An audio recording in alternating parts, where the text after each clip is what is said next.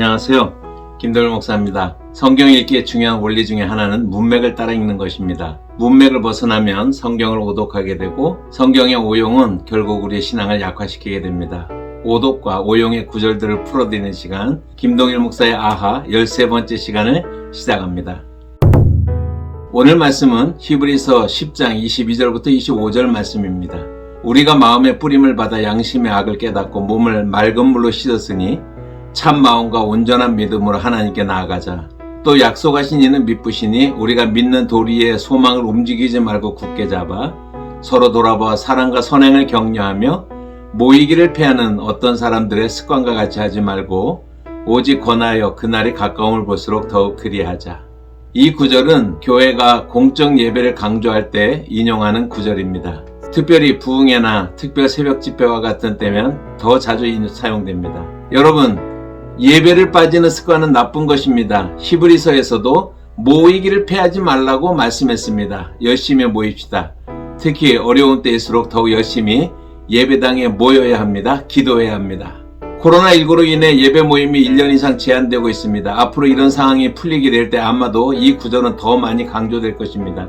하지만 과연 이 구절이 열심히 예배에 참석하라는 구절일까요?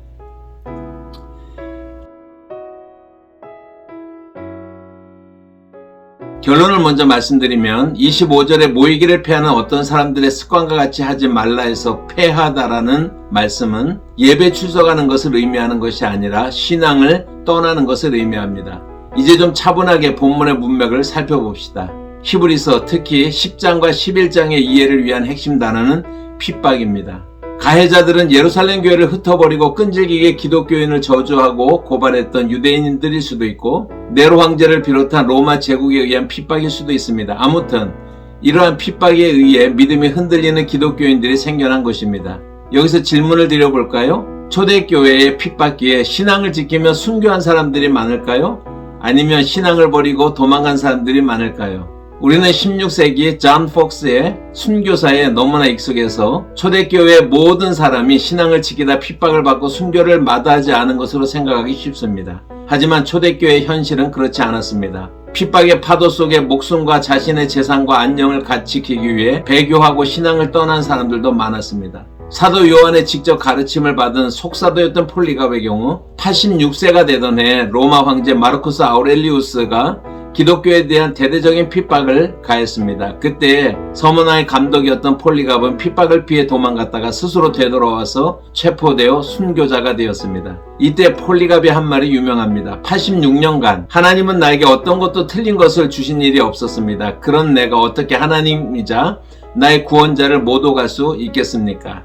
오늘 저의 관점은 이처럼 서문화 감독 폴리갑조차도 두려움 속에 피신했다면 다른 사람들 더 말할 것도 없다는 것입니다. 핍박이 시작되면 많은 사람들의 믿음이 흔들리고 배교의 길을 갑니다. 히브리서는 이렇게 핍박기에 신앙을 떠나거나 핍박을 두려워하며 예수를 부인할 것을 고려하는 사람들에 대해 신앙적 권면이라고 할 수 있습니다. 대표적으로 히브리서 3장 1절 말씀을 보겠습니다. 그러므로 함께 하늘의 부르심을 받은 거룩한 형제들아, 우리가 믿는 도리의 사도시며 대제사장이신 예수를 깊이 생각하라.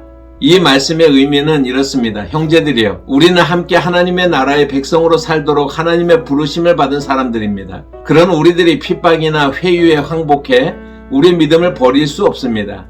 예수 그리스도를 다시 한번 생각해 보십시오. 예수님은 우리가 믿는 믿음을 위해 하나님께서 이 땅에 보내신 사도이십니다. 예수는 우리 죄를 사하시기 위해 직접 십자가에 죽으시고 부활하심으로 우리의 대제사장이 되신 분이십니다. 지금 당신은 그런 예수를 떠나고 믿음을 저버리려고 하고 있습니다. 당신이 그러한 결정을 하기 전에 다시 한번 예수를 깊이 생각해 보십시오. 예수가 당신을 배반한 적이 있습니까?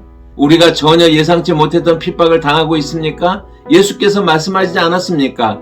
세상이 너희를 미워할 것이다. 좁은 문으로 들어가라. 자기 십자가를 지고 나를 따르라.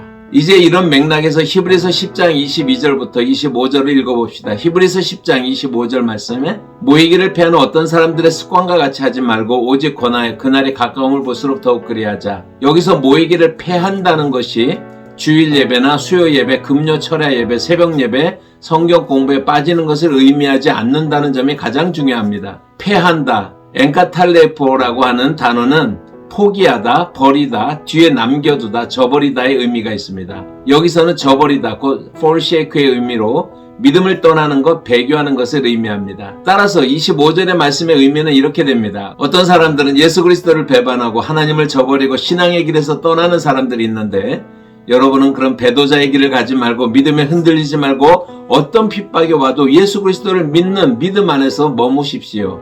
이것이 모이기를 패하는 어떤 사람들의 습관과 같이 하지 말고의 의미입니다. 그렇다면 이런 믿음의 위기 상황에서 어떻게 믿음을 지켜낼 수 있습니까? 25절 하반절 말씀입니다. 오직 권하여 그날이 가까움을 볼수록 더욱 그리하자. 권한다는 말은 서로 격려한다는 것입니다. 이렇게 서로 격려할 수 있는 근거는 예수 그리스도의 재림 곧 그날에 대한 약속입니다. 운동 경기를 예를 들어보면 올림픽 레슬링 경기 결승전에서 한국 선수가 마지막 1분을 앞두고 1점을 이기고 있다고 가정해 보십시다. 그러면 현장에서 응원하는 사람들뿐만 아니라 중계방송을 통해서 경기를 지켜보는 모든 대한민국의 사람들이 손에 땀을 쥐고 응원합니다. 60초, 59초, 58초, 조금만 더, 조금만 견뎌, 조금만 참아. 그렇습니다. 우리가 하루를 더 살았다는 것은 주의 재림의 날이 하루가 더 가까워졌다는 것입니다. 그날 우리가 주와 더불어 영원토록 왕노릇할 것입니다. 우리는 이 날을 기다리는 사람들이기 때문에 현재의 어려움, 환난, 핍박을 견딜 수 있는 것입니다. 그런데 히브리서 저자는 여기서 그치지 않고 더 구체적으로 우리가 어떻게 믿음의 길에 굳게 설 수 있는지를 세 가지로 제시합니다. 히브리서 10장 22절부터 24절의 말씀인데요. 우리가 마음의 뿌림을 받아 양심의 악을 깨닫고 몸을 맑은 물로 씻었으니 참 마음과 온전한 믿음으로 하나님께 나아가자. 또 약속하신 이는 믿으시니 우리가 믿는 도리의 소망을 움직이지 말고 굳게 잡아 서로 돌아봐 사랑과 선행을 격려하며 22절에 온전한 믿음으로 하나님께 나아가자. 23절에 소망을 움직이지 말고 굳게 잡으라. 24절에 사랑과 선행을 격려하라. 22절에 믿음, 23절에 소망, 24절에 사랑의 동그라미를 그려봅시다. 믿음과 소망과 사랑은 기독교를 기독교되게 하는 그리스도인을 그리스도인답게 만드는 참된 표지들입니다. 고린도전서 13장 13절에도 그런즉 믿음, 소망, 사랑 이 세 가지는 항상 있을 것인데 그 중에 제일은 사랑이라 말씀합니다. 성경은 믿음, 소망, 사랑은 항상 있을 것이라고 말씀합니다. 우리 신앙의 중심이라는 것이죠. 그렇습니다. 핍박이 올 때, 신앙이 흔들릴 때 서로 격려해야 합니다. 혼자보다 함께라면 삼겹줄은 쉽게 끊어지지 않습니다. 아무리 큰 핍박의 파도라도 온전한 믿음, 흔들리지 않는 소망, 실질적으로 서로 돕는 사랑으로 뭉치며 격려하면 잘 헤쳐나갈 수 있는 것입니다. 지금까지 히브리서 10장 22절 25절의 의미를 살펴보았습니다.